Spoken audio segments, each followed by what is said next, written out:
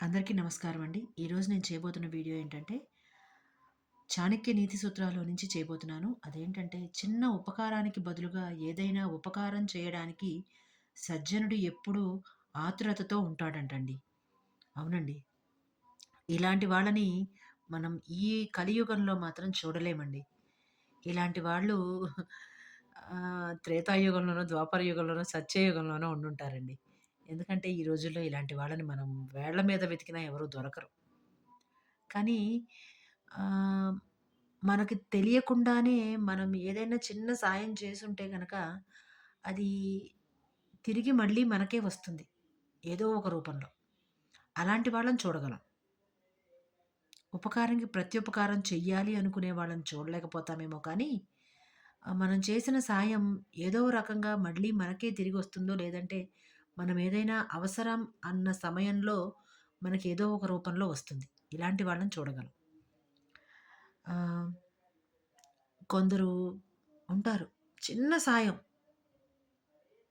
చిన్న సాయం మనము ఏదైనా బాటసారిగా ఉన్నప్పుడు, లేదంటే ఏదైనా యాత్రలకు వెళ్తున్నప్పుడో, లేదంటే అట్లా బాటసారిగా వెళుతూ ఉన్నప్పుడు ఎవరైనా ఇంటి ముందు ఆగి, ఏదైనా ఒక పూట భోజనం చేసినా కూడా వాళ్ళ యొక్క ఆ ఒక వాళ్ళు చేసిన ఒక మంచి పనికి కృతజ్ఞతగా ఉండి ఎప్పటికైనా వీళ్ళకేదైనా సాయం చేయాలి అని ఆలోచించేవారు పాత రోజుల్లో మనుషులు. ఎందుకంటే ఇంటికి వచ్చిన అతిథిని కానీ, ఆహ్, ఏదైనా అవసరం సాయం అని వచ్చిన వాళ్ళని కానీ ఆహ్, చీ పొమ్మని అనేవాళ్ళు కాదు. ఎందుకంటే పాత రోజుల్లో వాళ్ళకి ఆహ్, ఇలా డబ్బుల మీద ఎక్కువగా కోరిక ఇలాంటివి ఉండేవి కాదు. ఎందుకంటే ఆ రోజుల్లో డబ్బులే ఉండేవి కాదు. ఎక్కడో ఉండేవి. నాణేలు, అణాలు అట్లాంటి ఒక ఆహ్, ధనమనేది చాలా తక్కువగా కనిపించేది మనకి. ఎక్కువగా ఏముండేవంటే వస్తు మార్పిడి మాత్రమే ఉండేది. ఈ యొక్క వస్తువిస్తే ఇప్పుడు మీ ఇంట్లో నూకలిస్తే మా ఇంట్లో నుంచి ఇంకేదైనా వస్తువిస్తాను. కందిపప్పిస్తాను. అట్లా ఇప్పుడు మార్కెట్‌కి సంతకి వెళ్తే అక్కడికి వెళ్తూ కూడా ఏదో ఒకటి నూకలో లేకపోతే వడ్లో ఏదో ఒకటి తీసుకెళ్ళి వాళ్ళకి కావాల్సిన వస్తువుని ఈ యొక్క వీళ్ళు తీసుకెళ్ళిన వస్తువు ఇచ్చి మార్పిడి చేసుకొని తెచ్చుకునేవారు. దానివల్ల ఆకలితో ఉన్న వాళ్ళకి వాళ్ళ ఆకలి తీర్చడం అనే విషయం వాళ్ళకి బాగా తెలిసుండేది. ఎందుకంటే ఇంట్లో వడ్లు అవి విరివిగా ఉండేవి. ఇప్పట్లాగా అమ్ముకునేవారు కాదు. ఎక్కడో ఉండేవారు అట్లా అమ్ముకొని ధనం చేసుకునేవారు. ధనాన్ని పోగు చేసుకునేవాళ్ళు ఎక్కడో ఉండేవాళ్ళు నూటికో, కోటికో. కానీ ఇప్పట్లాగా ఉండేవాళ్ళు కాదు. ఎందుకంటే విరివిగా ధనము పాడి ఉండేది. మజ్జిగ, పాలు లాంటివి కూడా చాలా విరివిగా ఉండేవి. అందుకే ఇంటికి వచ్చిన వాళ్ళకి ఇప్పటి రోజుల్లో మనము కాఫీలు, టీలు ఇస్తున్నాం. లేదంటే కూల్ డ్రింక్ ఇస్తున్నాం. అప్పటి వాళ్ళు చల్ల అని, దాహం అని మంచినీళ్ళు ఇచ్చేవాళ్ళు కాదు. మజ్జిగ ఇచ్చేవాళ్ళు. కమ్మని మజ్జిగ. అందుకే ఆహ్, దాహం తీసుకుంటారా అనేవాళ్ళు. మంచినీళ్ళు కాదు. మజ్జిగ ఇచ్చేవాళ్ళు కాబట్టి. అట్లాగా ఎవరైనా చిన్న ఉపకారం చేసినా కూడా ఆ రోజుల్లో ఇంకా చెప్పాలంటే ఎక్కువ బాటసారులుగా ఆహ్, బాగా ధనం కలిగిన వాళ్ళే వచ్చేవాళ్ళు. ఎందుకంటే కలిగి ఉన్న కుటుంబాల్లో నుంచే వచ్చేవాళ్ళు.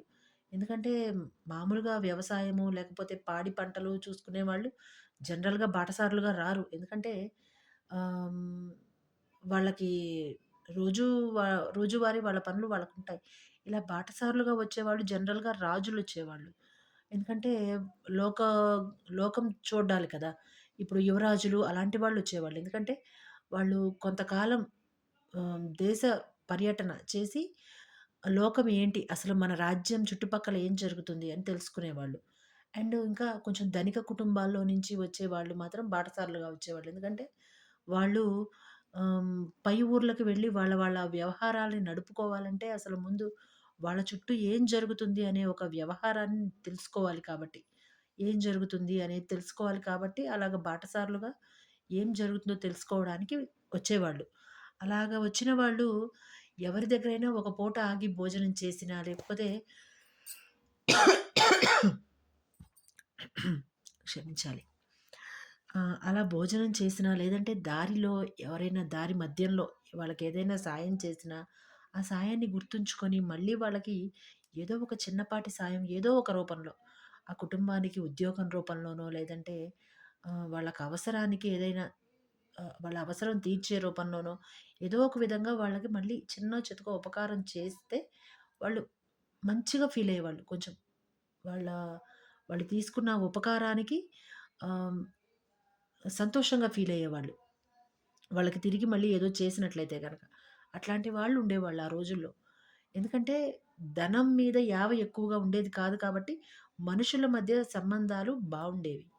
ఇప్పుడు ఇంట్లో వాళ్ళకే ధనం మీద యావ ఎక్కువగా ఉండేసరికి ఆశ అన్నమాట. ఎక్కువగా ఉండేసరికి తెలియట్లేదనమాట. మనుషుల మధ్య